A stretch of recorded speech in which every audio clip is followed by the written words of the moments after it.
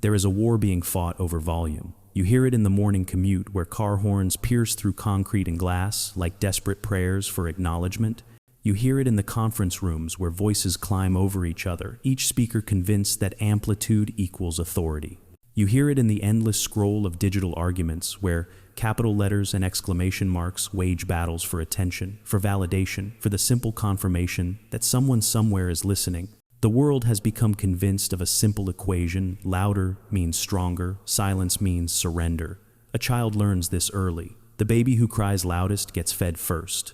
The student who speaks with confidence even without knowledge earns respect.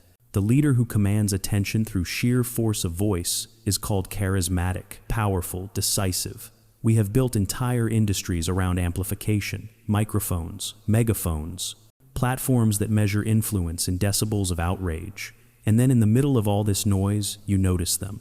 They sit at the edge of heated arguments, their faces unreadable, their breathing steady. When accusations fly across the dinner table like shrapnel, they do not flinch. When someone cuts them off in traffic, their hands remain loose on the steering wheel. When the world demands reaction, explosion, theatrical displays of emotion, they offer something else entirely. They offer stillness. At first, you might mistake this for weakness. You might think they have nothing to say, no fire in their belly, no strong opinions worth defending. You might assume they are passive, that they have given up, that they are too afraid to engage with the chaos around them. You might even find it infuriating, this refusal to match energy with energy, volume with volume. Their calm feels like judgment, like they are somehow above it all, looking down from some moral high ground constructed from indifference. But if you pay attention, if you resist the urge to fill their silence with your assumptions, you might notice something unexpected: the way others instinctively lower their voices around them. The way a room full of panic gradually settles when they walk in. The way their words, when they finally speak, carry weight that has nothing to do with how loudly they are delivered. Their presence creates a kind of gravitational field, pulling chaos toward order, not through force, but through the simple physics of calm. You begin to wonder, what if silence is not emptiness but concentration?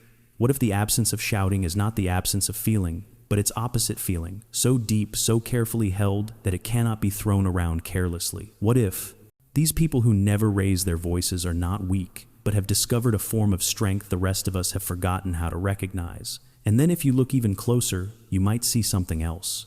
A flicker behind the eyes. A tension in the shoulders that never quite releases. A history written in the careful way they measure every word before releasing it into the air. You might realize that for some of them, this quietness is not philosophy or strategy. It is survival. It is the armor they built piece by piece in rooms where shouting meant danger, where losing control meant losing everything.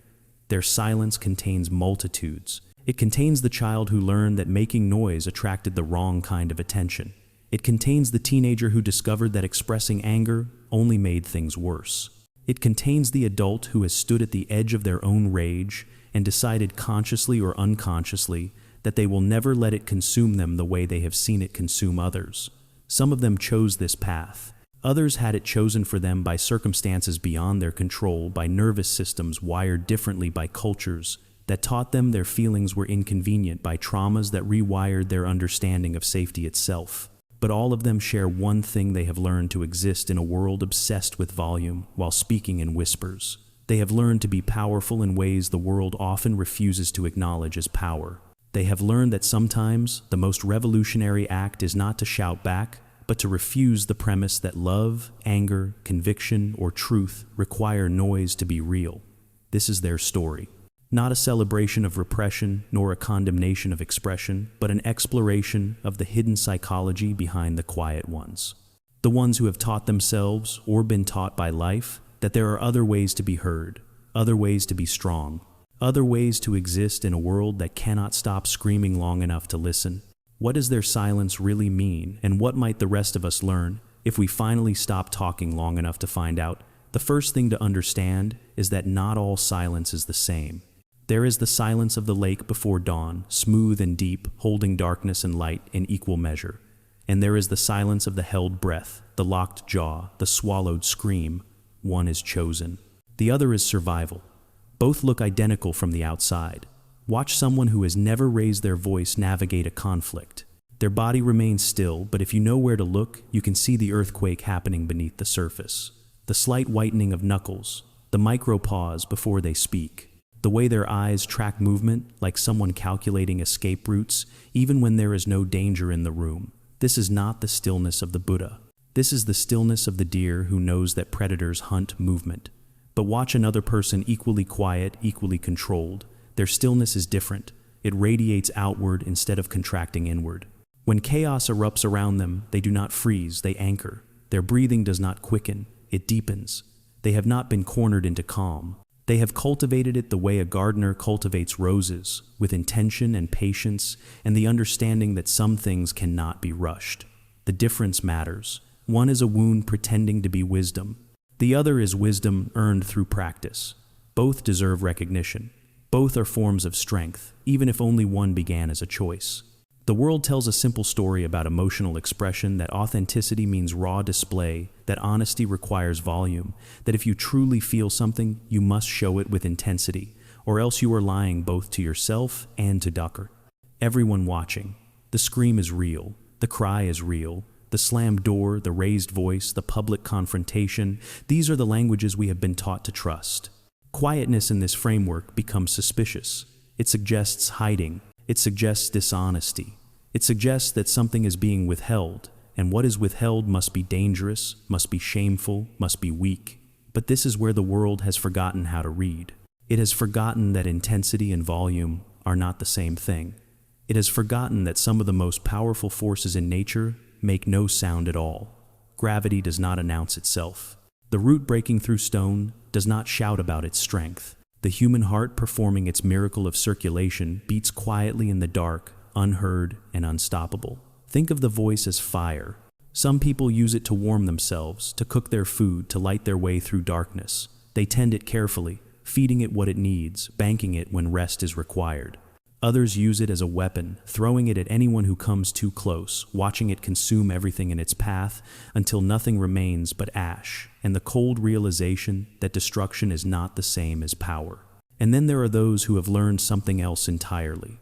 They understand that the hottest flame is not the tallest one. They know that a fire left to rage unchecked eventually burns itself out, while a fire tended with discipline can last through the longest winter.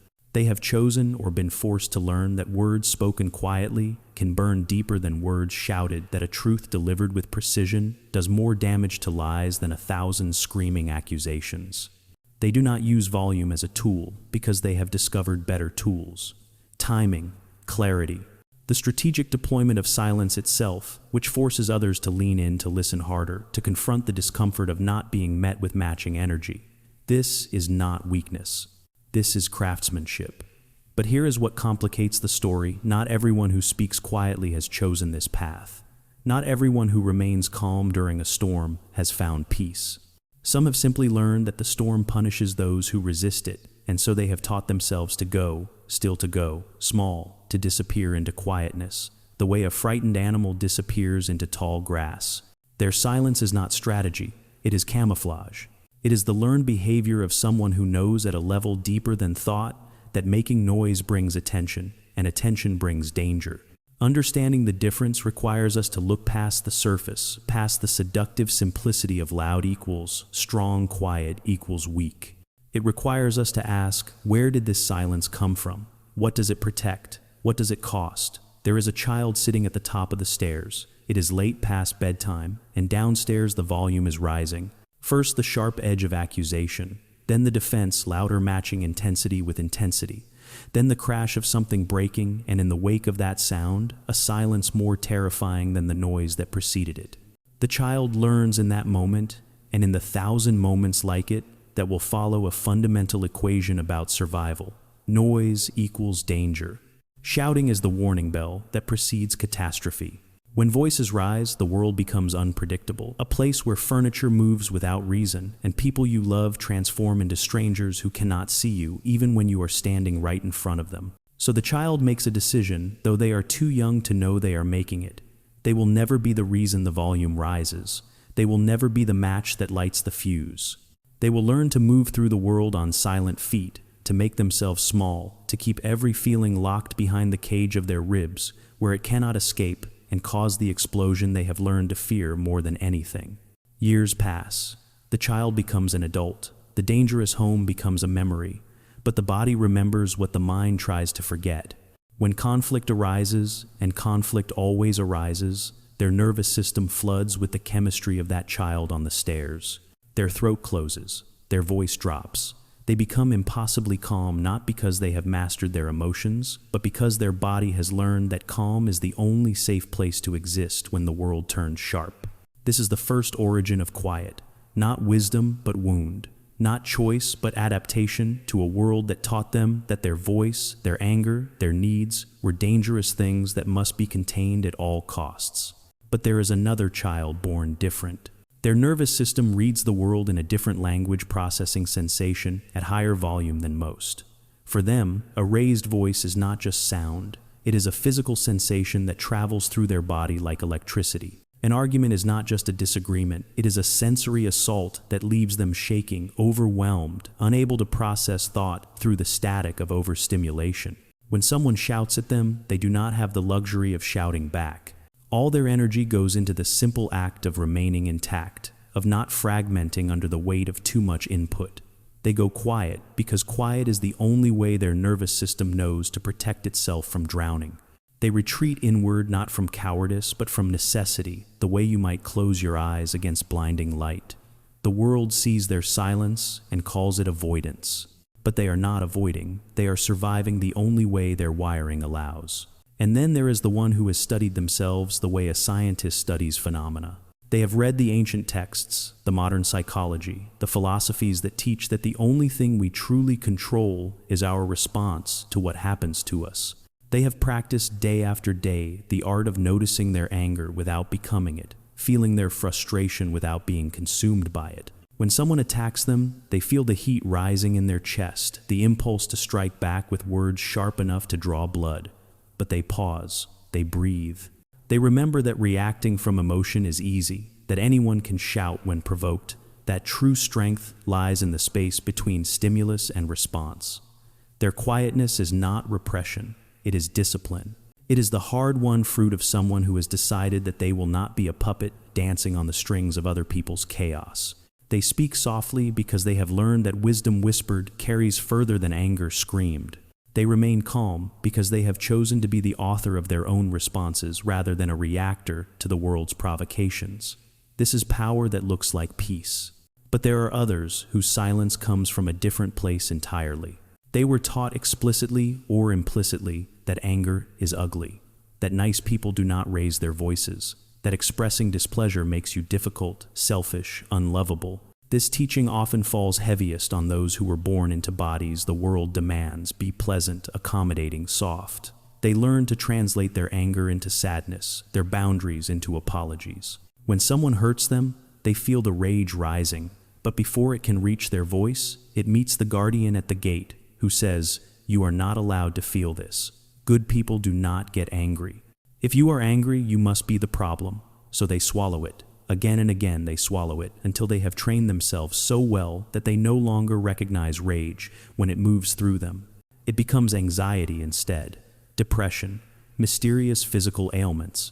The unexpressed anger does not disappear. It simply finds other routes through the body, other ways to announce that something is wrong. Their silence is not strength. It is the learned helplessness of someone who has been taught they have no right to their own fury.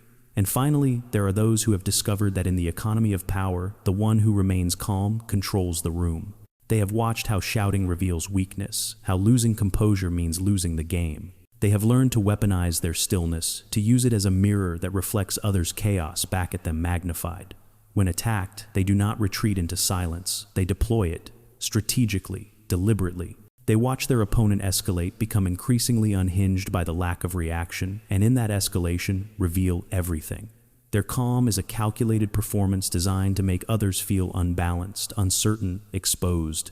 This is power that wears the mask of peace.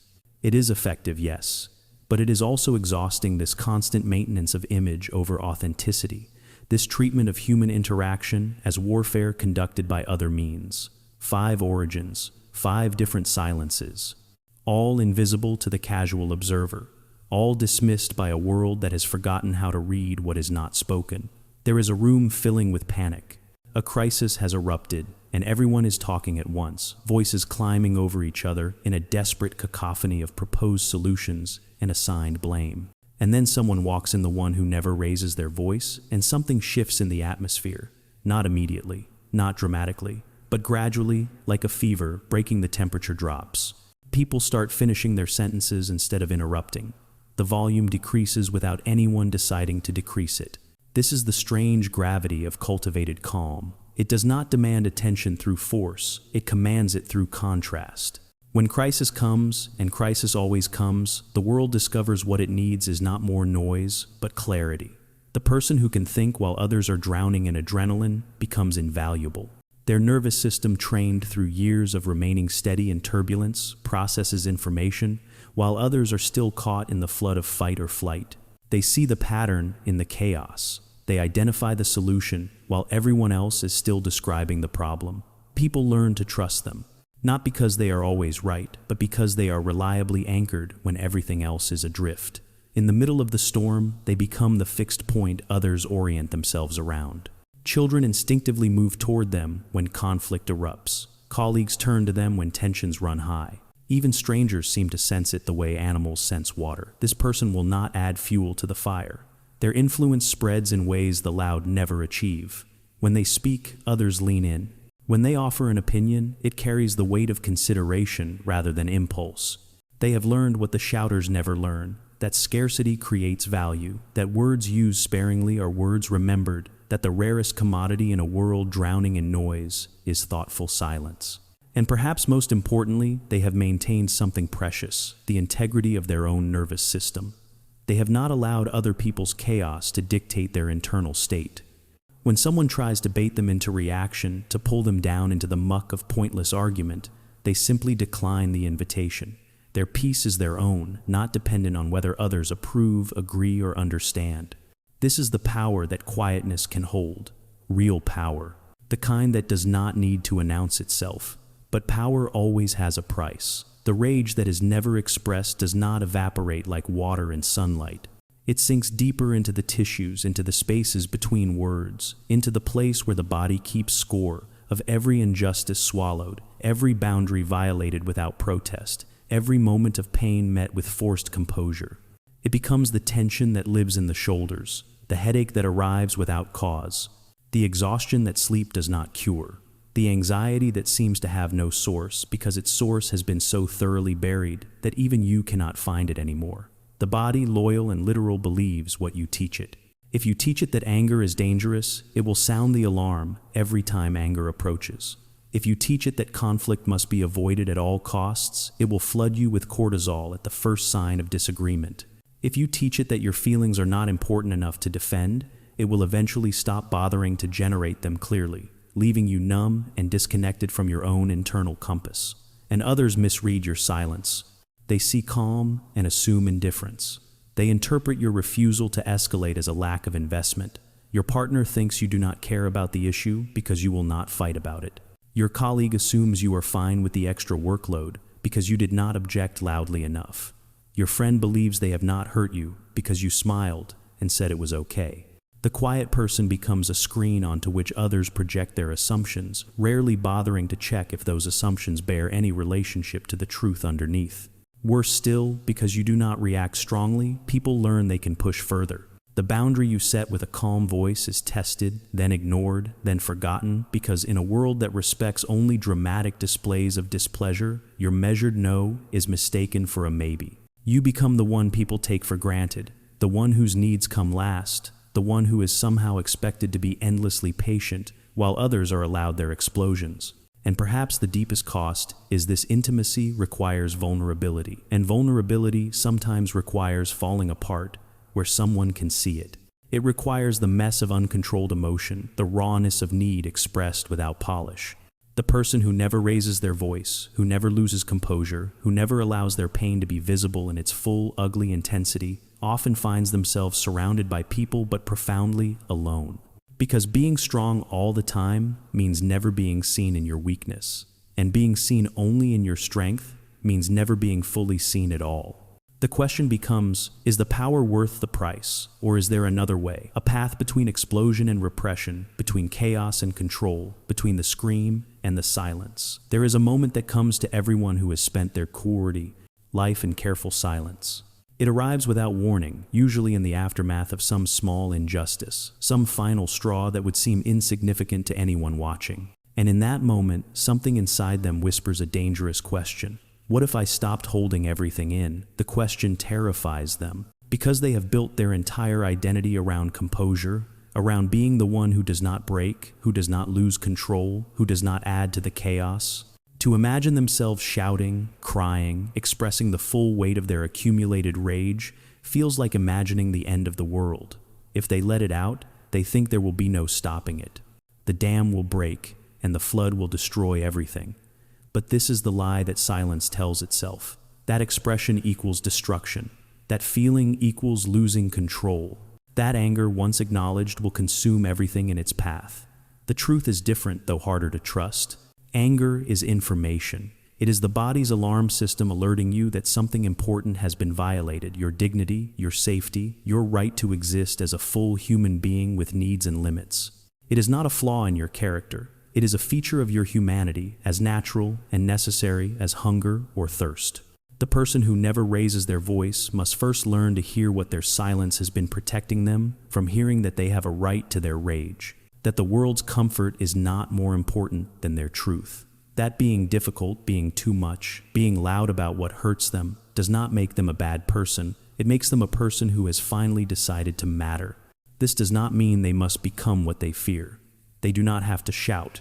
They do not have to slam doors or throw accusations like grenades.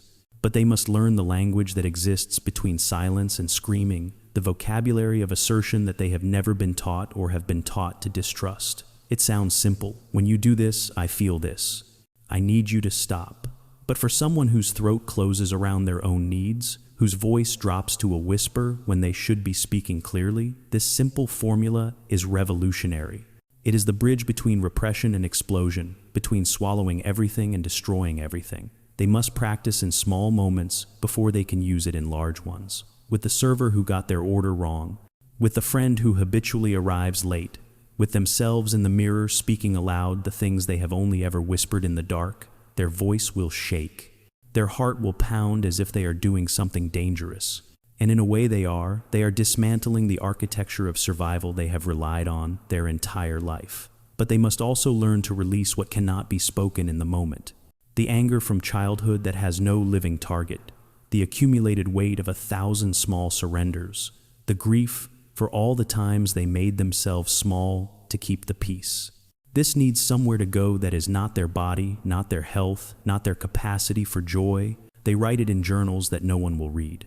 They run until their legs burn and their breath comes ragged and the rage transforms into endorphins. They find the therapist, the support group, the trusted friend who can hold their pain without trying to fix it or minimize it.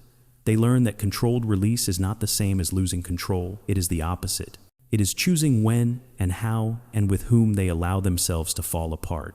And slowly, through practice and failure and practice again, they learn to distinguish between the silence that comes from strength and the silence that comes from fear. Strength feels like choice. Fear feels like compulsion.